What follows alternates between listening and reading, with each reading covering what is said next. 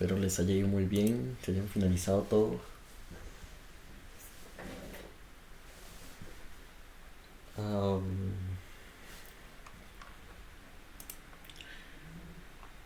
bueno, el día de hoy, bueno, hay gente que no pertenece al grupo de la profe Ivania, em, pero está bien porque, bueno, yo estoy hablando con ella y ella me dijo que aprovechara estas tres tutorías que me quedan, tanto hoy como las dos de la otra semana, para hacerles a ustedes una introducción a los lenguajes que se van a utilizar en, en los próximos cursos, que son, bueno, van a trabajar, depende del profe, trabajan con C o C++ para estructuras de datos. Por ejemplo, si van a llevar con Ivania, que es con la que más conozco, ella trabaja con C++. Creo que hay otro profe que se llama, no me acuerdo si es Iván o José, que trabajan con C, pero al final es como son muy parecidos. C++ es como una extensión de C. Después ya para programación orientada a objetos se trabaja mucho con Java. Y para arquitectura de computadoras, si ya llevaron fundamentos, se trabaja mucho con ensamblador. Hay muchos tipos de ensamblador. Yo voy a tratar de hacerlo como el más general, pero voy ¿cómo decirlo así? Voy a utilizar como ejemplo NASA, y que fue con el que yo aprendí ensamblador y es como el que más domino, porque no les voy a enseñar algo como que no sé mucho eh, porque estaría haciéndolo mal. Entonces sí, en ese caso, bueno, como mandé la imagen que la hice ahorita en carreras, eh,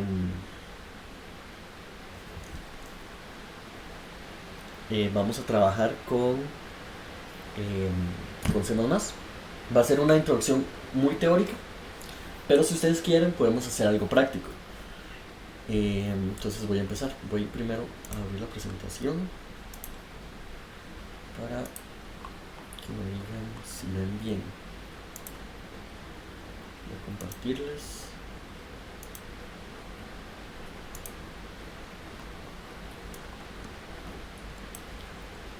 Porfa, me dicen si ven bien. Sí, profe. Ok, perfecto. Eh,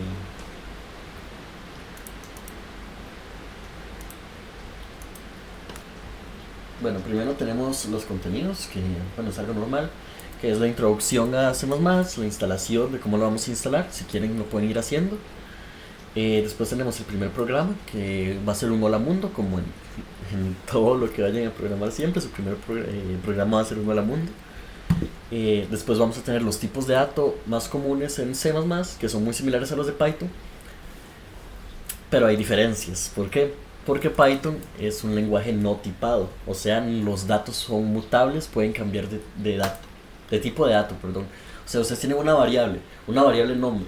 Esa variable nombre puede pasar de ser un string a un entero, después a un booleano, después eliminarse y después usarse en otra cosa.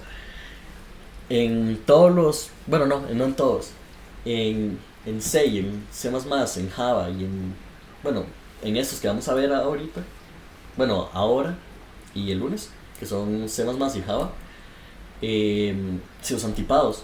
Sin embargo, hay otros que no son tipados, como Python, que es el que han estado viendo todo el semestre, o ensamblador. Ensamblador es un lenguaje no tipado, porque ensamblador trabaja con bits, básicamente, con unos y ceros. Entonces, los datos llegan a ser muy primitivos. Después tenemos los operadores, que son como los operadores aritméticos, lógicos, de asignación. Tenemos las funciones, cómo definir funciones y cómo llamarlas. Después tenemos las condiciones, o sea, las condicionales, que son como el if y el switch. Tenemos los ciclos, que son el ciclo for, el ciclo while, que se han visto normalmente. Y tenemos un nuevo ciclo que es el do while, pero ahorita lo vamos a ver. Luego tenemos esto, que es lo más importante, que son punteros, que lo van a usar mucho para la creación de estructuras de datos, como las listas, los árboles y los grafos. Y tenemos las clases y objetos, que se usa mucho más en Po, pero aquí también se usa, porque, por ejemplo, cuando vayan a crear las listas, ustedes van a tener que crear una clase lista, que por ejemplo en Poe ya existen y se llaman arreglos. Y bueno, de último tenemos buenas prácticas para el lenguaje. Bueno, tenemos la introducción, que C++ es un lenguaje de programación de propósito general, o sea, ustedes lo pueden usar para cualquier cosa, aunque para trabajar con interfaz gráfica es pesado, la verdad. Es pesadito trabajar interfaz gráfica con esto. Fue desarrollado por, bueno, este señor, no sé cómo se pronuncia, la verdad, entonces no lo voy a pronunciar porque no tengo miedo a pronunciarlo mal, en 1979. Es usado en sistemas operativos, en videojuegos, en software de tiempo real, entre otros. Por ejemplo, Minecraft Bedrock para PC, o sea, para Windows, está hecho con C++. Soporta programación orientada a objetos y programación de bajo nivel. O sea que pueden trabajar tanto con memoria, que es algo que van a trabajar en C++, con los punteros, y pueden trabajar con objetos. Luego, para instalarlo, hay dos formas de instalarlo. Está con un compilador que para los tres sistemas operativos más usuales, que son Linux o Unix, está GCC, que ustedes lo buscan en el navegador que tengan instalado y busquen el instalador y lo instalan. O por terminal. No domino mucho la terminal, entonces no les voy a enseñar eso. También tenemos GW, que es para Windows. Y después está Xcode, que es para Mac. Estos son compiladores. O sea, esto lo van a trabajar directamente en consola. Pero a mí no me gusta trabajar en consola, la verdad. Entonces, sí, es cosa de ustedes. Y después están los IDEs, que los IDEs son muchísimo más fáciles de trabajar, que como el IDLE de Python. Y es muy fácil de usar. Quizá no es tan bonito, pero es fácil de usar. Y sirve. Por ejemplo, tenemos CodeBlocks, perdón, el Dev C++, que ese es el que van a trabajar con la profe Ivani. Tenemos Visual Studio, tenemos Sublime Text.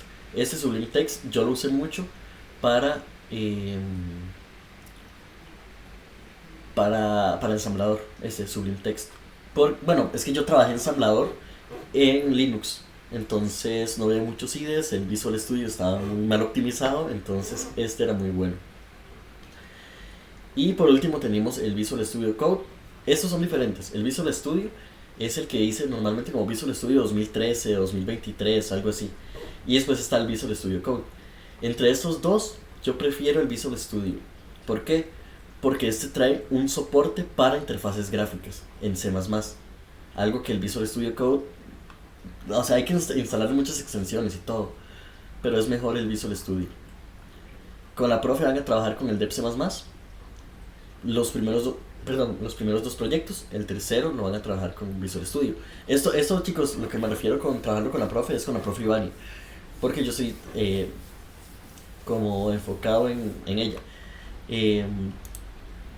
Igual otros profes pueden que trabajen con otros IDEs, que les dejen usar un IDE que ustedes quieran. Entonces sí, ahorita no vamos a programar mucho, quizás un par de funcioncillas, pero es más como para que sepan todo esto. Yo tengo el instalador del Dev C++, se los puedo pasar ahorita más tarde al grupo. Y el Visual Studio es, bueno, el Studio Code, el Visual Studio lo pueden descargar desde la página de Microsoft o desde la Microsoft Store. El Sublime Text también desde el navegador o desde la Microsoft Store está. Y el Visual Studio Code también desde el navegador. Sí. Este cuesta un poquito más encontrar la última versión. Creo que yo tengo la última, entonces las puedo pasar. O una de las últimas, no estoy seguro. Ahora, tenemos el primer programa, que este es un Hola Mundo. Para esto, voy a cambiar aquí. Tenemos esto. Perdón. Esto, que es el include IOStream. Yo no sé si ustedes se acuerdan, cuando trabajamos en Python, hay algo que se llama import. Que el import lo que me hace es importarme librerías. Aquí esto, IOStream, es una librería nativa del lenguaje, del del, del C++, que lo que me permite es desde consola insertar, o sea, o sea, imprimir datos y, eh, y recoger datos. Para eso existen bueno, sí, para eso es la librería, para recoger información y para imprimirla dentro de la terminal. Luego, tenemos el Using Namespace STD. Esto lo que me hace es simplificarme mucho ¿cómo decirlo así? Las definiciones de cosas. Porque, digamos, esos lenguajes, perdón, es que tengo un poco de tos. Esos lenguajes son viejos, ya tienen más de 30 años. Entonces, las estructuras con las que se trabajaban tenían muchas palabras, eran muy explícitos a la forma, al momento de pedir cosas. Entonces, esto, lo del Using Namespace STD, lo que me hace es que no haya que poner un montón de extensiones a las funciones para que funcione. Entonces, ahora sí, todo esto es parte del código. Este es un print hola mundo de Python, digamos. Todo esto es equivalente a un print, bueno, y lo que quieran adentro. Todo esto es equivalente a esto. Luego, hay que definir una función, pero esta función tiene un nombre especial, se llama main. ¿Qué significa main? De principal. Entonces, esa es la función principal del programa. El programa va a buscar, al momento de ser compilado, el programa va a buscar esta función y la va a ejecutar. Y va a ejecutar todo lo que haya dentro de la función. En este caso está cout. ¿Qué significa cout? Básicamente es como un print. Es un imprima y están las flechas. Estas flechitas dicen imprima hacia el cout, o sea, hacia la salida, el hola mundo. Como es un string, va entre comillas dobles. Y después, bueno, otra vez los dos signos de menor que y el end L, que el endline, bueno, eso significa un endline, lo que me hace es me termina de imprimir y me agrega una línea al final, o sea, me pasa hacia abajo. Y después está el return 0. ¿Por qué return 0? Porque aquí hay un int.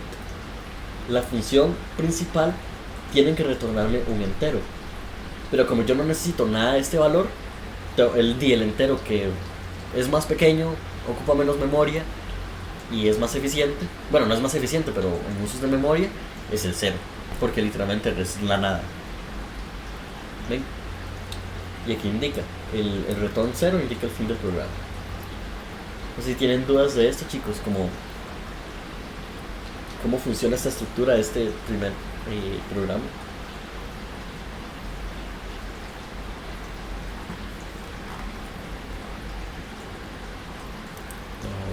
Ok.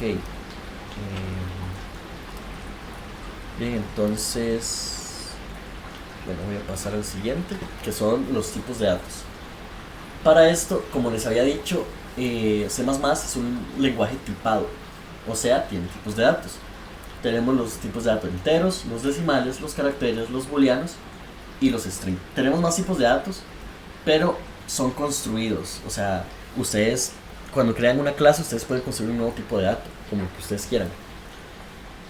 Por ejemplo, cuando vayan a estructuras de datos, ustedes van a tener que crear un nuevo tipo de dato que van a ser las listas o los árboles. ¿Ven? Por ejemplo, aquí tenemos el tipo de dato entero, que es un número entero, es 1, 2, 3, 4. Se define con la palabra reservada int, el nombre de la variable, y la igualamos al valor. También podemos omitir esto, igualarlo al valor, pero entonces la variable tendría por defecto 0 o nulo. Y siempre, siempre, siempre esos lenguajes terminan en punto y coma.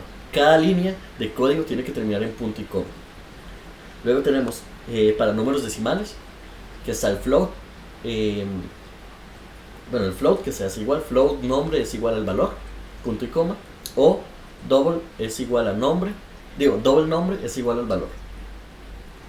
La diferencia entre este y este es que El float tiene una cantidad limitada de decimales y el double tiene el doble del float. No recuerdo cuántos decimales son, creo que son como 16 decimales entre el float y el double. Entonces, o sea, el float tiene 16 decimales y el double tiene 32, creo, si no me equivoco, pero no estoy muy seguro en esto. Luego está el carácter, que se define como char, que un carácter es un carácter, una R, una A, una O, una Y. Y después tenemos al booleano, que el booleano es un valor de verdadero un valor de verdadero falso, que es o el true o el false. El true, a diferencia de Python, no es con mayúscula, sino que se escribe con minúscula en la T, igual que el false. Y por último, para los strings, hay que usar una nueva librería, que esta librería se llama string, que lo que hace un string es una lista de caracteres. Y entonces sería, para crear un valor tipo string, sería string nombre es igual a valor. No sé si tienen dudas de momento, chicos.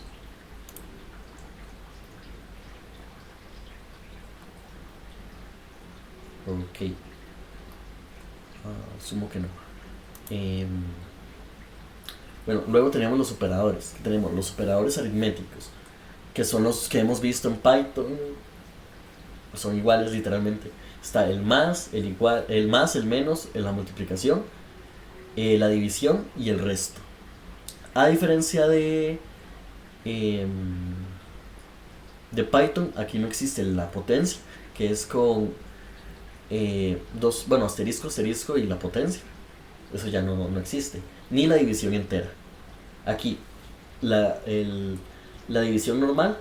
Perdón, ¿dónde está el coso? Ahí. Perdón. Esta división normal da la parte entera y este resto da el residuo, o sea, lo que sobra. Bueno, luego tenemos los relacionales, que es para relacionar dos cosas. Tenemos el igual, el diferente, el menor, el mayor, el menor o igual, o el mayor o igual. Luego tenemos los lógicos, que aquí cambiaron, porque en Python son AND, OR y NOT. Pero aquí son diferentes. Aquí son ampersand, ampersand para el AND, las barritas de valor absoluto para el OR y el signo de exclamación hacia abajo para el NOT. Y después tenemos los de asignación, que son el igual, el más igual, el menos igual, el por igual, la división igual y el resto igual también. Este me falta aquí. Sí, el resto igual. No sé si tienen dudas con esto, chicos.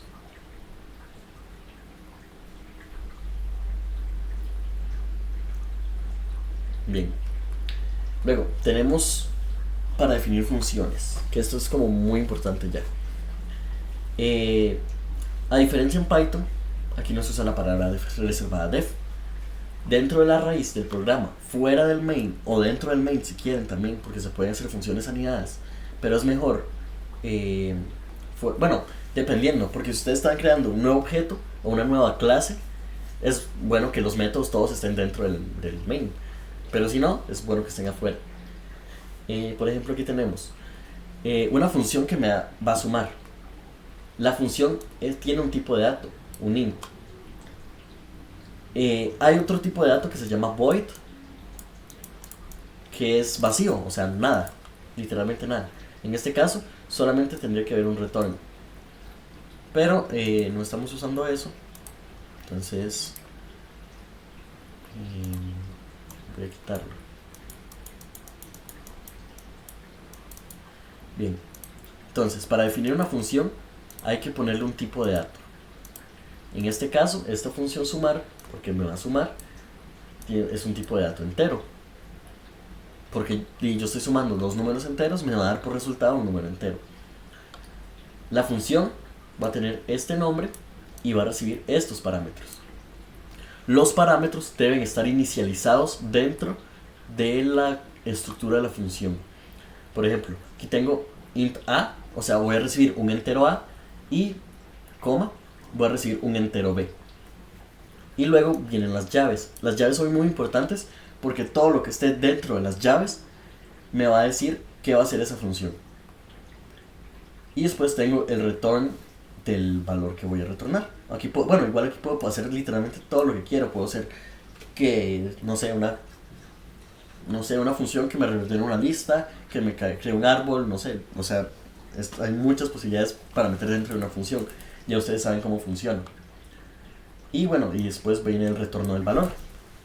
Si la función hiciera otras cosas que no sean retornar una suma o una resta o algo así, y al final ese valor no se retornaría, pero y eso depende. Y luego tenemos el llamado a una función, que para esto, bueno, si la función retorna algún valor, o sea, esto no es void, eh, bueno, vamos a crear una variable del tipo de dato que retorna la función, le vamos a poner un nombre y la vamos a igualar al llamado de la función, o sea, al nombre de la función, y le vamos a mandar los parámetros que me están pidiendo. Por ejemplo, yo mando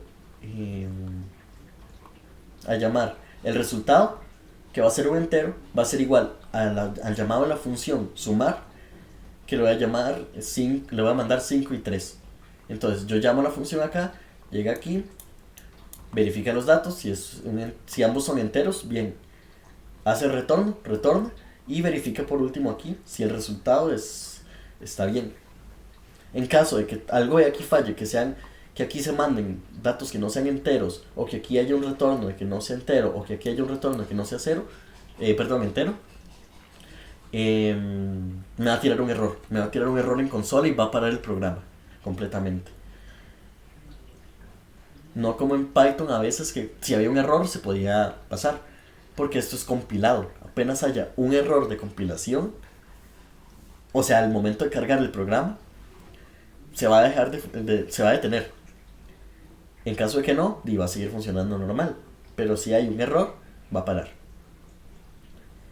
Y bueno, por último tenemos aquí un cout, que el cout lo que me hace es imprimirme en consola el resultado. Que por ejemplo, cout, la suma es estos cositos, el resultado, que es el nombre de la variable, estos cositos y el endline. Y así es como funciona. No sé si tienen preguntas, chicos, de esto.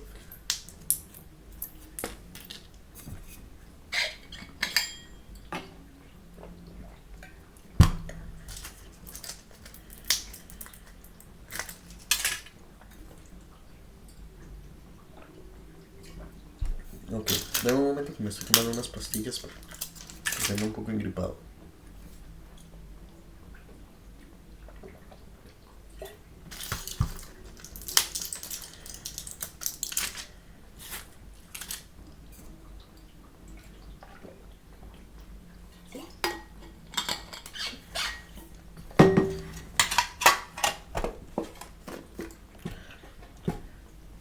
Bien, ahora tenemos las condicionales. En Python sabíamos que existían tres condicionales: el if, el else y el if. El if, perdón. En este caso, el if era un sí. El if era un... ¿cómo decirlo? Era como si no se cumplía el sí, prueba esto. Y el else era, si todo lo anterior falló, haga esto. O sea, no es que lo pruebe, es que lo haga. Acá, no. Acá existe el if y el else. Bueno, por ejemplo, el if. Es que las estructuras son muy similares a Python, nada más que un poco más estructuradas, por decirlo así. Porque dentro de Python se usaba la indentación. Que la indentación era todo alineado en sus filas, en sus columnas. Y si algo estaba fuera de la columna, me iba a tirar error. Acá no. Acá, digamos, este cout, digamos, todo este código puede ir en una sola línea. Pero si se vería mal, sería complicado de leer. En algunos IDEs podría no verse todo el texto porque están limitados a 80 caracteres por línea. ¿Ven? Entonces se usa esta condición. Por ejemplo, bueno, el if, para que el if funcione, para que el if funcione tiene que haber una condición entre paréntesis, que esta condición se va a evaluar, y luego entre llaves va a venir lo que se va a hacer dentro de esa condición.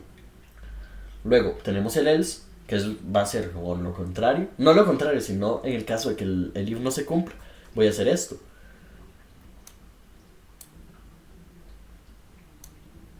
¿Ve? Y todo tiene que estar como entre llaves.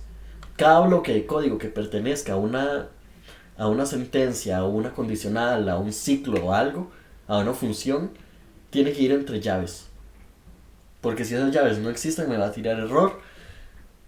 Y a veces se les van a ir algunas llaves y ustedes no van a saber qué diablos pasó. Y se van a frustrar y van a llorar y todo esto. O igual con los puntos y coma. Siempre que haya final de una línea de código, tiene que ir un punto y coma. A excepción de los corchetes. Cuando hay corchetes no se tiene que poner punto y coma. No pasa nada si se pone, pero es mejor no ponerlos porque ¿para qué? Son más caracteres en el código. Y por último tenemos el switch. El switch lo que me hace es probarme múltiples opciones. Esto es como el if que existía en Python, pero ahora es un switch. El switch recibe una variable y la evalúa con esta palabra reservada que se llama case.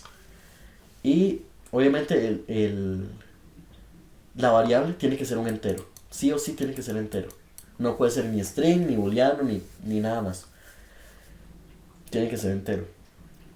Entonces, en el caso de que el día sea 1, por ejemplo aquí, me va a imprimir que es lunes. Y siempre tiene, digamos, la estructura del switch es, bueno, el case es case, el caso, que el caso sea un entero. Aquí viene la estructura y después viene un break. ¿Por qué? Porque si no hay un break, el lenguaje es como tonto, por decirlo así. Entonces, si no estuviera este break, el lenguaje lo que hace es pasar al siguiente case. Y si aquí no estuviera este break, sigue el siguiente y sigue el siguiente. Entonces estarían ejecutando todos. Pero no es algo que queremos si queremos ir probando de caso en caso. Eso es muy útil como para un menú. Por ejemplo, que digite la opción del menú que quiere ingresar en consola, por ejemplo. Y la opción sea 1 insertar algo. No sé, insertar usuarios. Entonces aquí en el switch verifica que sea 1 y llama a una función de insertar usuarios. Para eso es muy útil esto. O para opciones múltiples, para cualquier cosa que necesite opciones múltiples. Y por último, cuando ya se hayan terminado todos los casos, tiene que haber un default. 2 puntos, ¿verdad? Todo esto tiene que ir con 2 puntos. Que el default lo que me hace es, cuando ninguno de los casos se haya cumplido, se va a ejecutar el default. Y que va a ser como un mensaje de error o lo que ustedes quieren. Y el default también tiene que llevar el break. No sé si les quedó claro. Ok.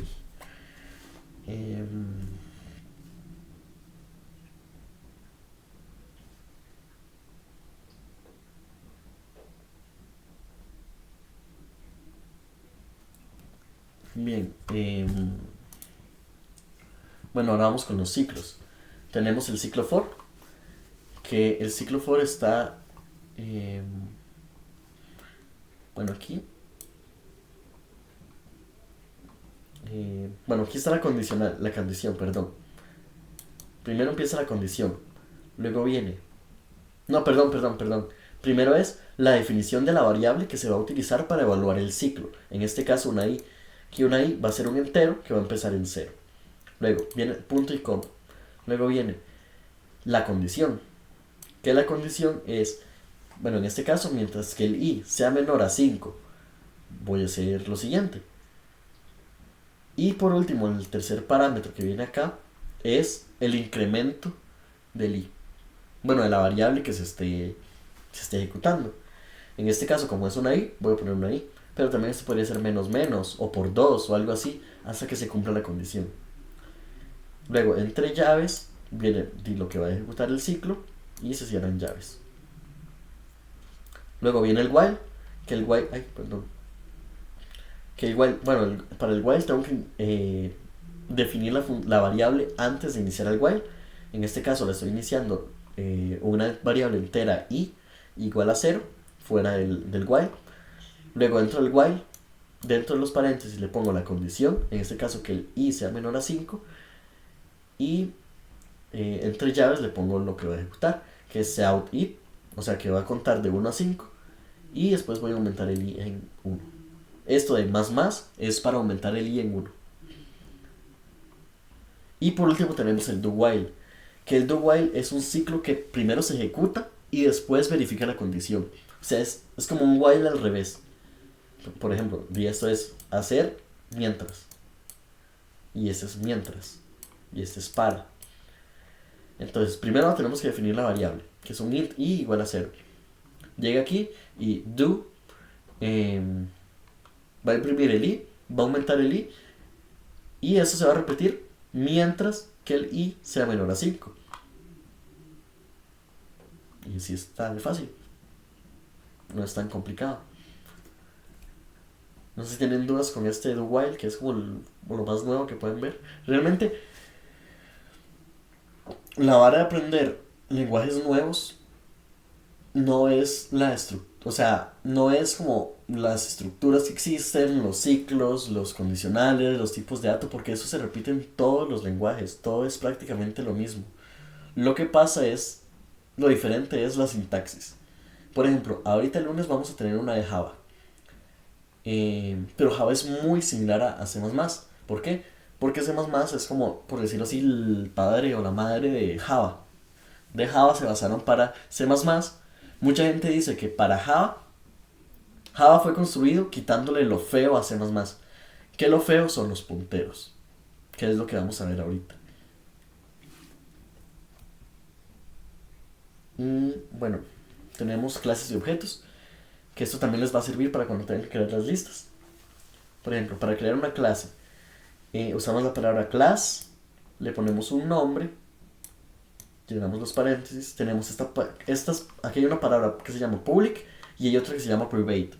La public significa que cualquier parte del programa puede acceder a lo que esté dentro del public. Y hay otra que se llama private, que el privado lo que hace es que únicamente las funciones o los métodos dentro de la clase pueden acceder a todo lo que está dentro del bloque privado. En este caso, estoy definiendo como público el nombre y la edad de la persona. Y aquí tengo un método que se llama saludar. No, como ven, acá es vacío, no retorna nada. Entonces tengo un método saludar, aquí tengo los corchetes, y lo que hace es hola, nombre y ya. O sea, lo que me hace es, me imprime hola y el nombre de la persona, y listo. Por ejemplo, aquí tenemos, y bueno, ya, esto es para crear una clase. Es muy fácil esto, de hecho. Luego tenemos la creación de un objeto, que la creación de un objeto es básicamente una instancia o un tipo de dato de esta clase. Entonces aquí tenemos persona P1, o sea, estoy creando una persona de nombre P1. Ese es el tipo de dato y este es el nombre de la variable P1. Ahora, P1.nombre, o sea, persona 1.nombre, y se lo voy a igualar a Juan. Y P1.edad se lo voy a igualar a 30. Porque esos son los datos. Y aquí me está diciendo, esto es un string y esto es un entero. Y esto es un string y esto es un entero. Entonces todo bien. Y luego, P1.saludar. Esto es llamando al método saludar de la persona. Y listo. Así lo saluda. Esto es muy fácil y se va a ver más como el lunes. Porque esto es básicamente como la base de PO, que son las clases y los objetos. Pero aún hay 4 conceptos relacionados a PO que se van a ver el lunes, porque es PO. Y se ve mejor en Java, la verdad. Luego tenemos los punteros, que eso es lo que da más miedo. ¿Por qué? Porque con los punteros se construyen los nodos. Y los nodos sirven para crear las listas, los árboles y los grafos. Luego, aquí tenemos, primero, para definir un puntero, le damos un tipo de dato, en este caso un int, y tenemos que agregar esto, un asterisco antes del nombre. ¿Por qué? Con el asterisco yo voy a decir, esto es un puntero. ¿Un puntero a qué? En este momento no lo estoy igualando a nada. Entonces es un puntero vacío. Luego, tengo otra variable que se va a llamar num, por ejemplo. Y va a ser igual a 5. Yo quiero que este puntero apunte a la dirección de memoria de esta variable. ¿Y cómo hago yo eso? Bueno, pues al puntero lo voy a igualar al ampersand, que el ampersand es dirección y el asterisco es como apuntar. Entonces, yo voy a hacer que esto apunte a la dirección del número. Punto y coma. Esto es es curioso, es enredado. Si tienen preguntas, por favor háganlas, porque sí es importante esto.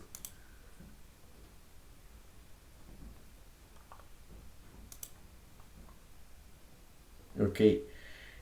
Entonces sí, bueno, si no tienen preguntas. Bueno, y si yo quisiera acceder al valor de esa variable puntero, ¿cómo lo hago? Pues le pongo otra vez otro asterisco. Porque, digamos, como que el asterisco cancela el asterisco, entonces solo me queda como el valor, algo así. Entonces así es como se accede al valor. Y si yo quisiera acceder a la dirección de memoria, que son un código hexadecimal, en vez de poner aquí el asterisco, pondría un ampersand, que sería así y así, si no me equivoco. Y luego tenemos los punteros y los arrays. Que, ok, un array es un arreglo, pero es finito, tiene fin. Por decirlo así, es como una tupla que se haya visto, que se viera. Por ejemplo, aquí tenemos, para definir un arreglo, bueno, tenemos que darle un tipo de dato. De todos los datos que vayan dentro del arreglo tienen que cumplir ese tipo de dato. Le vamos a dar un nombre y le tenemos que poner corchetes. Y lo vamos a igualar a, dentro de las llaves, vamos a poner la cantidad de elementos que hay dentro del arreglo. En este caso es un arreglo de 3 de largo y así funciona. Luego, si definimos una variable puntero, o sea, esta variable entera puntero, que sea igual al arreglo, o sea, es un puntero que me está arreglando que me está señalando al arreglo. Y yo quiero imprimir lo que apunta al puntero en la posición 1. Porque aquí le estoy sumando 1, por ejemplo. Entonces me va a imprimir el 2. Porque aquí sí funciona igual que en Python. Por ejemplo, si aquí no tuviera el valor, aquí sería, me imprimiría este. Y si tuviera un más 2, me imprimiría este. ¿Ven? Pero los arreglos son listas finitas. Pero las listas son infinitas. Entonces, sí. Bueno, no sé si tienen preguntas con eso, chicos.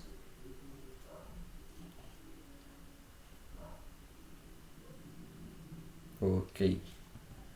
Bueno, y por último tenemos las buenas prácticas, que son como estándares que se usan para cumplir. Que son, bueno, nombres descriptivos para las variables y las funciones, comentar el código, evitar uso de variables no inicializadas, o sea, ¿para qué vamos a... Si vamos a, por ejemplo, a usar una variable, es mejor inicializarla de una vez. ¿Para qué poner int nombre? Y después, nombre es igual a tal. No, es mejor, si van a hacer eso, mejor pongan todo eso y un solo en una línea de código. ¿Para qué tener más? No es que vaya a funcionar mejor, sino que se ve bonito, ayuda a tener orden, no crea tanto ruido. O sea, ruido me refiero a que no haya tantas líneas de código regadas que hagan nada. O sea, no es que no hagan nada, pero que hagan lo mismo. Entonces sí. Y bueno, otra es organizar el código usando funciones y clases para modularización. Que básicamente, o sea, sí o sí lo van a tener que hacer así. Pero obviamente, ojalá que quede bien ordenadito y todo. Son como estándares que se tienen que cumplir. No se tienen que cumplir porque al final cada uno programa como quiera. Pero en una industria ya están establecidos estos estándares.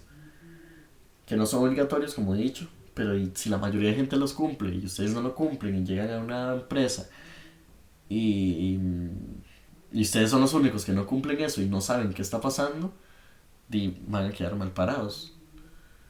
Pero sí, eso sería, chicos. No sé si quieren ver algo más, que les explique algo mejor. Para eso estoy. Si no, lo podemos dejar aquí. Y el lunes vamos con Java. Realmente, como les dije, esto es... Ya ustedes se supone que saben programar. Por eso es que a ustedes ya no se les enseña más lenguajes. Porque ustedes tienen que tener la capacidad de, con su propia lógica de programación, aprender todos esos lenguajes de manera fácil. Entonces, eso sería. No sé si tienen como dudas, literalmente. Y pueden preguntarme lo que quieran. Ya estamos finalizando semestre prácticamente. Y, y no sé, aquí estoy para esto. Y no sé, si tienen dudas, si no, nos podemos retirar ya. Sí, todo bien de mi parte, Rafa. Muchas gracias. Listo, Andrés, por ahí. Y,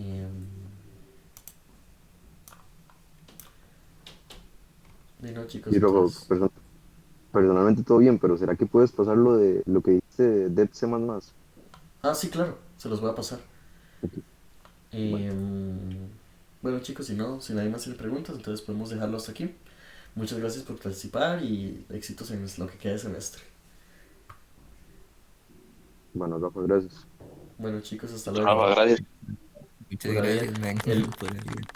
el lunes tenemos tutoría de Java, que es muy similar a esta, literalmente es muy, muy similar, solo que vamos a ver los conceptos de PO. Y el viernes, que quizás sea la que más les interese, el otro viernes, es la de ensamblador. Entonces, porque arquitectura, bueno, si no han llevado Funda, en Funda se ve un poco de ensamblador, pero si no lo han llevado, les va a servir. Entonces, espero que se puedan conectar y que participen. Entonces, eso sería, chicos. Hasta luego.